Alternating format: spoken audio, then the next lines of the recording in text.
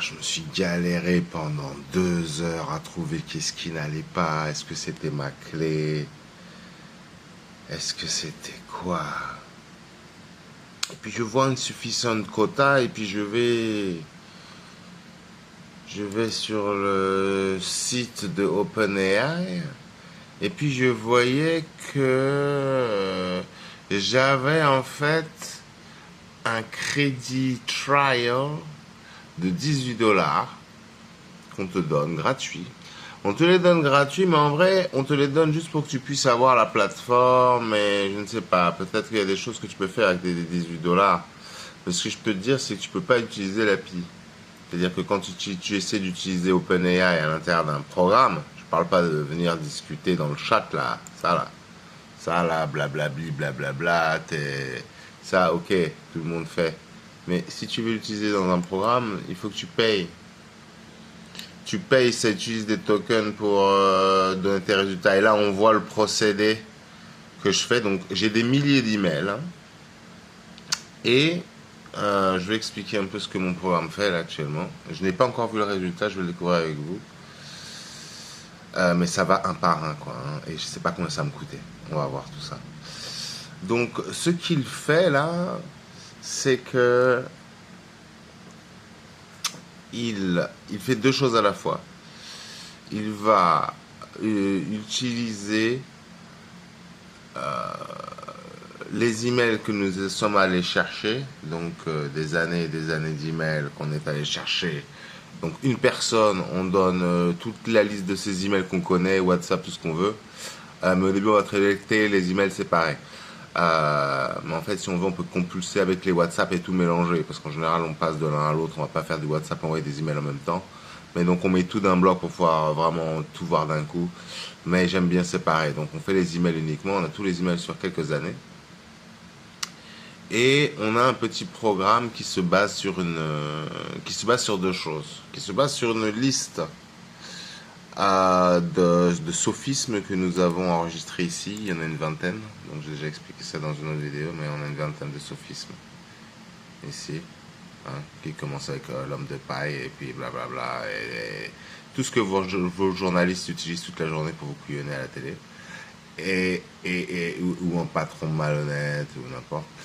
Et donc, ces choses-là, quand elles sont utilisées, le programme va, d'une part, enregistrer le résultat. Donc, on a un fichier relation, donc on a les relations avec des personnes. Donc, je mets une personne. Dans cette personne-là, j'ai un petit programme qui est allé choper tous les emails et qui les a répartis par année. Ok. Et maintenant, une fois qu'il a chopé tous les emails répartis par année comme ça, il va détecter les sophismes, mais qui sont en cours de lecture. Bon. Et il va créer d'abord donc le fichier là. Pourquoi sophisme? Il n'y a rien. En fait, il va recréer une copie de tous ces fichiers là avec écrit sophisme au bout. Il va les mettre là-dedans. Je sais pas quand. Il devrait déjà le faire. Et d'autre part, donc ça c'est d'une part, hein, il recopie tous les emails comme ils ont été trouvés là-dedans. Donc là, si je clique par exemple, je peux voir le contenu. Donc on a pour l'année 2016, on voit tout le contenu des messages, hein, envoyés. Et c'est tous les messages envoyés par la liste d'emails que j'ai mis pour cette personne. Si elle a 15 emails, j'aurai tous les emails dans l'ordre du temps. Et tata. Donc ça va tout parcourir. Ça va parcourir toutes ces années-là. Et ça va regarder un email et les 5 emails peut-être avant et 5 emails après, plus le contexte de base que j'ai mis. Mais en fait, je pourrais mettre plus hein, pour les emails. Je pourrais mettre genre 50 emails avant ou après. Mais sachant que certains emails peuvent être très longs et qu'on a 6000 caractères, on peut pas se permettre de faire n'importe quoi. Et ensuite, donc, il va recopier l'email et il va mettre en bout de l'email les sophismes et autres procédés malhonnêtes qui ont été utilisés par l'un ou l'autre des intervenants. D'accord? Dans la liste des 20 là, que j'ai donnée. Mais il le fait, il y a deux manières de le faire. On peut le faire de manière payante, donc je fais là. Donc pour chaque email, il y a l'intervention de l'intelligence artificielle qui fait deux choses. Elle regarde ce qui est un sophisme d'après sa propre définition à elle, qui varie d'une seconde à l'autre. C'est un être un petit peu informe. Et puis, moi, j'ai donné 20 définitions. Mais en fait, je ne veux pas le bloquer en essayant de faire du copier-coller ou le restreindre avec mes 20 définitions de sophisme. Donc, ce que je dois faire, j'ai 4 modes. Donc, comme c'est expliqué ici, tout au début, j'ai 4 modes que j'ai définis, que j'ai. Donc, j'expliquerai ça. C'est un peu difficile à expliquer. Mais j'ai 4 modes qui me permettent, ici qu'on voit off, ok, int, normalize et strict. Donc, quand il est en off, l'intelligence artificielle, on lui a dit trouve les sophismes, voilà ta plage d'inspection, et il trouve les sophismes d'après ce que sophisme veut dire pour lui, sans aucun. Je lui dis rien d'autre. Je lui dis sophisme, et il se base sur sa définition de sophisme, et il est complètement libre. Dans hint, je lui donne mes 20 définitions de sophisme pour tenter de l'influer. Donc, c'est-à-dire dans ma requête, je vais lui ajouter les 20 définitions en lui disant, tu vois, ça c'est ça que j'appelle sophisme, moi. Mais toi, ce que tu parles de sophisme, c'est bien, mais tu peux aussi ajouter ce qui correspond à ça. Donc ça, c'est ce que j'appelle hint. Donc je lui donne une petite information sur ma définition à moi des 20 sophismes, parce que j'ai une classification, etc. Donc j'aime bien donner ça. Après, il y a normalize. Normalize, c'est qu'en fait, il va faire sa définition libre à lui, complètement libre à lui. Il va faire une définition basée plus heuristique, qui est basée sur mes définitions à moi, mais strictement, c'est-à-dire il n'est pas là en train de faire ce qu'il veut, il regarde bien ce que moi j'ai défini comme sophisme, il essaie de trouver ça dans le texte. Okay, donc j'appelle ça recherche heuristique, même si c'est pas vraiment heuristique, parce que heuristique c'est vraiment basé sur les caractères, les mots, alors que là c'est pas vraiment ça. Et donc, en fait, on va normaliser, c'est-à-dire que comme lui, il n'a pas forcément les mêmes définitions que moi pour pour chacune des définitions de sophisme, je lui laisse faire sa liste de trucs qu'il trouve, et après, j'essaye de lui dire de la caser dans une de mes 20. Donc, il a fait ce qu'il voulait librement, mais après, moi, je case dans un de mes 20 casiers de force, et je peux mettre dans un casier inconnu, enfin, casier sans nom. Voilà, et après il y a strict. Strict, c'est que mes 20 trucs, mais lui il fait rien de. Enfin voilà, c'est que mes 20 trucs et il n'y a pas de normalisation. Hein, c'est-à-dire que il va pas mettre sa sauce dedans. Il fait ce que je lui dis avec mes 20 définitions uniquement. Donc je peux choisir, je peux varier dans ces 4 modes-là de prospection. Et sachant que le hint. Ces deux-là, hein, le off et le int, ils utilisent en fait le mode payant de l'IA parce qu'en fait, c'est à lui que je demande. Le programme utilise l'IA programmatiquement, d'accord. Alors que si j'utilise normalize, si même normalize aussi, c'est hybride. Et en fait, j'ai que strict moi. Si, en fait, je peux avoir un strict. Non, c'est ça. J'ai strict sinon, si je veux pas payer. Donc en fait là c'est fait vraiment par un programme, c'est pas GG. C'est pas GG. Donc pour avoir la bonne réponse il faut vraiment payer. Hein, sinon c'est pas intéressant mon programme. Il faut que l'IA elle mette son nez dedans. Sinon tu retrouves avec un truc comme s'il n'y avait pas d'IA. Donc elle est gentille, elle t'aide avec ton programme à se trouver les erreurs, à te sortir des procédures. Mais en vrai, tu n'utilises pas la puissance AI quoi. Donc là 54 emails sur 134 étant quoi, étant je crois c'est juste un premier paquet, je sais même pas combien j'en ai. Pourquoi il y a que 134 messages, c'est quoi cette histoire? Je devrais avoir genre je sais pas combien de milliers de messages. Bon, on va voir ce qui se passe quand on arrive à 134, mais à mon avis c'est des traitements par lot. Parce que c'est ce que j'avais décidé avant. J'ai fait décider des lots de 6000 caractères, mais c'est pour l'inspection, c'est pas vraiment pour. Je comprends pas pourquoi j'ai 134 messages. C'est vraiment chelou. Pourquoi je n'ai que 134 messages? Ah, parce que peut-être que mon fetch n'a pas été fini là-bas. Ah, j'ai un fetch qui n'est pas fait. Hein, bah non, le full, c'est là où j'ai tous les messages. Alors, je sais pas ce qui se passe. Pourquoi 134? Ah, parce qu'il est sur une année. Il est probablement sur... Bah non, c'est en 2011, il y en a plus que ça. C'est sur 2012, je sais pas ce qu'il fout. Il est sur quelle année, là? Avant, j'avais un truc pour suivre. Alors, je peux peut-être suivre en allant dans la dans Output. Dans Output, je vois que je suis dans l'année 2012 en ce moment. Donc les 134 messages, c'est 134 messages de l'année 2012. Il pourrait être plus précis. On voit, hein, là, il est 5h43 du mat. Bah oui, c'est comme ça, c'est la vie. Hein, donc voilà, c'est en cours. Et les 134, c'est ceux de l'année 2025. C'est quoi ça? Ah oui, non, oui, ça c'est l'heure à laquelle il envoie. Hein, et voilà, là on est dans le 2012. Bon bah voilà. Ça a l'air de marcher, je suis bien content. On va voir comment ça se termine. Alors il y a du temps avant que j'ai un moindre résultat puisque bah, il y a des milliers de messages. Hein. Donc, je pense que ça va tourner pendant quelques heures. Et je vous dirai comment ça s'est passé à la fin. Déjà là, il y a un truc qui m'inquiète, c'est que j'ai pas vu de création de fichier là. Dans Sophisme, il devrait commencer à avoir des résultats et je ne vois rien. Ça m'inquiète. Je suis sorti.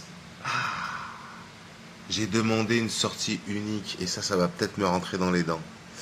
Je voulais pas que ce soit éclaté par année. Le résultat, je veux, parce que mon résultat, c'est un fichier HTML hein, en couleur de tous les messages qui sont dans le dossier. Donc là, ça va couvrir 10 ans de messages. C'est un fichier HTML avec tout le texte et c'est surligné en jaune fluo les phrases qui sont soit agressives, enfin pas agressives, c'est pas grave d'être agressif, mais gratuitement agressif dans un but de déstabilisation, etc. Hein, donc les sophismes là. Hein, donc ils vont être surlignés en jaune. Ensuite, sous le texte, on a comme en bas de page d'un bouquin, hein, on a l'explication. Voilà pourquoi c'est souligné. C'est parce qu'en fait là, la personne a utilisé tel sophisme, parce que parce qu'en fait elle veut pas qu'on sache que Enfin, voilà. C'est censé me sortir des trucs comme ça. Moi, je l'ai fait en test en mode Chrome, c'est-à-dire pas dans un programme. Je l'ai fait en donnant en faisant une simulation. En fait, j'ai donné à ChatGPT mon programme dans un mode de ChatGPT qui est fait pour ça, et j'ai demandé de simuler une réponse. Si je lançais ce code-là, il m'a montré la réponse et il y avait tout comme j'avais décidé, la pagination et tout, et les bonne analyse. Donc je ne sais pas ce que ça vaut là en mode programme. Aussi pour avoir plus de plage, plus de largeur. Ici j'utilise ChatGPT 4.1. Alors que dans le Chrome j'utilisais le nouveau là, ChatGPT 5. Mais bon, d'après ce que j'ai lu, le 4.1 au mode API, il est même presque meilleur que le 5. Je sais pas sur certaines choses, mais on va voir. On va voir. Et donc pourquoi je n'ai pas de sortie, c'est parce qu'en fait il va me sortir un seul fichier HTML et il va me le sortir quand il est fini. Et ça c'est une faiblesse, c'est-à-dire que si ça plante en plein milieu, je sais pas ce que je reçois. Est-ce que j'ai un fichier HTML tronqué mais normalement dès qu'il l'écrit, alors là ici je suis sur mon ordinateur, d'accord, les choses se passent, les choses se passent virtuellement sur mon serveur, mais le serveur en fait il est en copie sur GitHub. Et je sais, et mon programme là, il interagit en fait avec GitHub d'une certaine manière. Donc il y a une lenteur. Quelquefois, je ne vois pas les choses s'afficher avant un bon moment. Et c'est quand j'ai tout annulé, je dis ah mais ça marche pas et tout, j'annule tout et là bam, je vois tous les résultats qui débarquent à la fin. C'est-à-dire que quand je l'ai interrompu, qu'il arrête de travailler, et bien il me dit ah bah voilà ton truc que j'étais en train de faire. Ah bah ouais mais fallait me montrer un peu que tu avais commencé là. Donc quelquefois il te dit rien pendant longtemps et ça dépend aussi de beaucoup de choses en fait, de ton ordi, même la config de ton ordi, et puis le serveur, et les communications, tout rentre en jeu. Donc, 15 minutes de vidéo, ça va commencer à le faire. Qu'est-ce que je voulais expliquer d'autre? Oui, ça sort donc deux choses. Ça se sort le fichier HTML de toutes les conversations avec le soulignage de tous les sophismes utilisés et les explications pourquoi. Ensuite, cette liste de sophismes utilisés, on demande aussi à ChatGPT, en sortie, de déduire. Donc il y a deux informations en vrai. Il y a le sophisme lui-même, voilà, c'est tatati tatata. Et puis je vais identifier deux éléments que je vais aller mettre dans un fichier CSV. Ces deux éléments, c'est quoi? Il y a l'information utilisée pour l'outil du sophisme. Donc, quelquefois, ça va être des éléments faux. Hein, on ment. Bon. Quelquefois, ça va être des éléments qui sont vrais, mais qui sont utilisés, par exemple, pour culpabiliser, afin de pouvoir obtenir un meilleur... pour faire pression sur les gens. Donc, quelquefois, on peut aussi utiliser des choses qui sont vraies, mais qui sont juste utilisées à mauvais escient et qui sont qui n'est pas très moral, ni comment on va dire ça,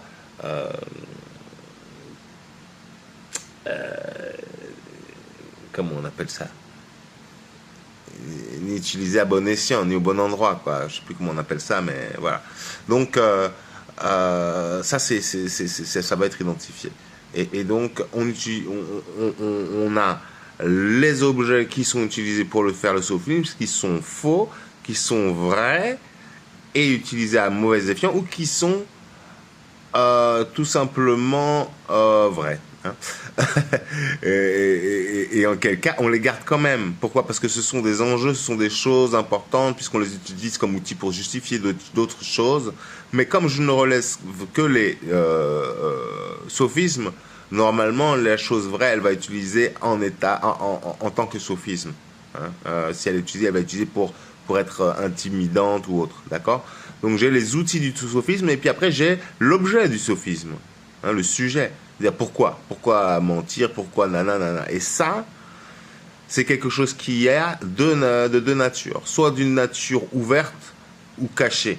C'est-à-dire que soit l'objet de la dispute est ouvert, on sait très bien pourquoi on se bat, il y en a un qui ramène des arguments plus ou moins bien fondés, et l'autre qui ramène des arguments plus ou moins fondés. Ok, ça c'est ce que j'appellerais un conflit ouvert.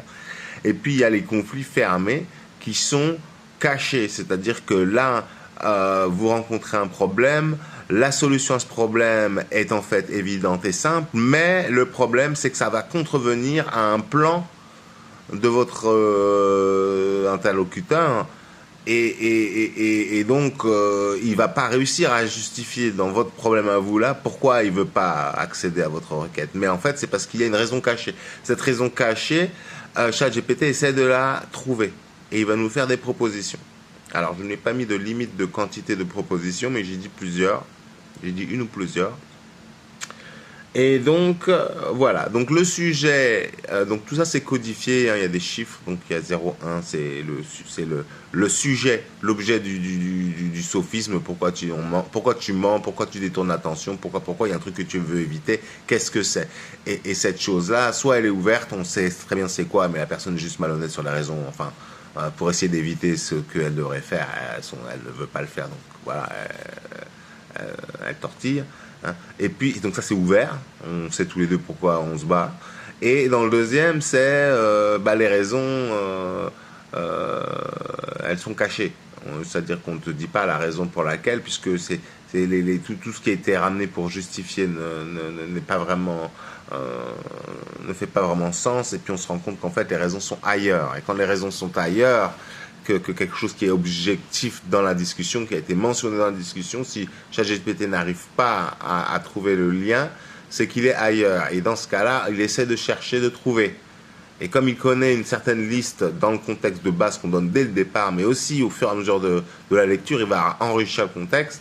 Et donc, il va essayer de chercher qu'est-ce que c'est parmi les trucs importants qu'on avait déjà listés, c'est lequel qui fait que, voilà, la personne ne veut pas. Hein, c'est ça qui va être expérimenté ici. C'est ça qui va être important de voir. J'espère que ça va être plus concluant que mon dernier truc. Hein, et puis, ça va me coûter des tokens, ces conneries-là. Parce que, ouf, je vais sur la page de Limit OpenAI. Je suis toujours à 0, mais la page n'est pas rafraîchie. Je vais dans usage.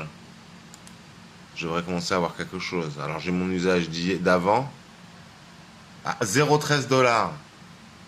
Je viens d'utiliser là, pendant que nous parlons, 0,13$. Mine de rien, c'est 3 bahts. Ça va. Mais je vais arriver à combien quand il aura fini les emails? Parce que 0,13$, 10 fois ça. Ça fait 1$, et j'ai mis 10$, mais ils me mettent... j'ai juste payé 10$, je crois, et ils me donnent jusqu'à 120$. C'est-à-dire qu'après, ils vont me pomper ma thune. Ils sont gentils. Ils ont dû regarder sur ma carte, il y a quoi, et ils veulent prendre. Donc, Quoi qu'il en soit, ah, on voit là les tokens. Donc là, ça c'est ma requête en cours. Ça c'est là où j'étais juste avant ça. Et ça c'est quoi ça? Vas-y, montre. Ah là, ça foire. Completion token. Input, output.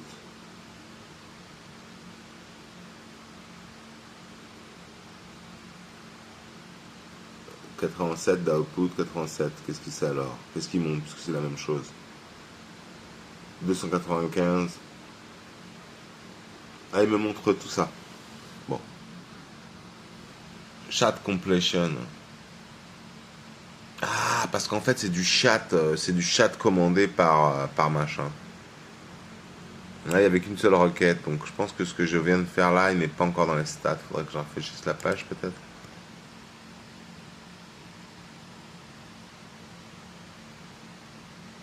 119. On est déjà le 20 maintenant. Hop là, ça bouge là, je suis à 288. Usage. L'argent, il est où l'argent? Ah, hop là, 0,17. Ouais. Et j'ai traité combien de mails? Merde. Non, pas ça, pas ça, pas ça. J'ai traité combien d'emails dans mon histoire? On est toujours sur la même année? Ouais. Mais ça va vite, hein, parce que là, j'ai à peine 100 emails, je suis déjà à 0, à un dixième de dollar. Ça veut dire 1000 emails, je vais être à... Donc 10 fois plus d'emails, je vais être à 1 dollar. Donc 10 000 emails, 10 dollars. Ah oui, oui. Donc je vais pouvoir tout télécharger, je pense. Je sais pas si j'ai 10 000 emails avec ma mère, ce serait quand même trop, trop grave. 10 000 emails sur 10 ans, ça veut dire 1000 emails par an, ça veut dire 3 emails par jour. Faut arrêter les conneries. Donc c'est bon, ça va le faire.